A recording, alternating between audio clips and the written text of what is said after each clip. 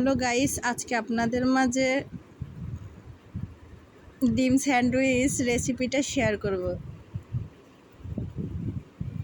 এই যে দেখতে পাচ্ছেন, একদম সহজ নিয়মে আজকে আমি 10 টাকার পাউরুটি দিয়ে ডিম স্যান্ডউইচ বানাবো। এই যে দেখতে পাচ্ছেন বানানো হয়ে গেছে। চলুন তাহলে সম্পূর্ণ রেসিপিটা দেখে নিই। এইখানে 2টা ডিম নিয়েছি, কাঁচামরিচ নিয়েছি, লাল কাঁচামরিচ নিয়েছি, পেঁয়াজ কেটে দিয়েছি, দিয়ে 2টা ডিমকে ভালোভাবে ফেটে নিলাম লবণ দিয়ে।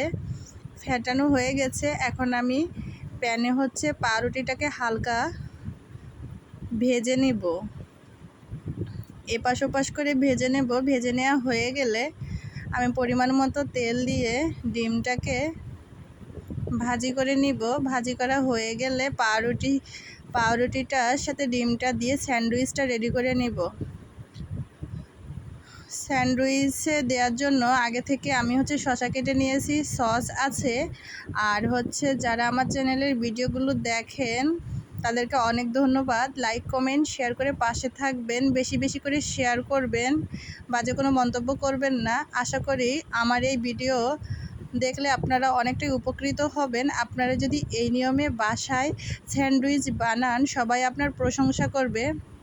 আসলে স্যান্ডউইচ বানানোটা অনেকটা মজাই হয়েছে। আমি ফার্স্ট টাইম বানিয়েছি। আপনারা যদি আমার এই নিয়মটা ফলো করেন, বাসায় আপনারা একবার ট্রাই করে দেখেন, সবাই আপনার প্রশংসা করবে।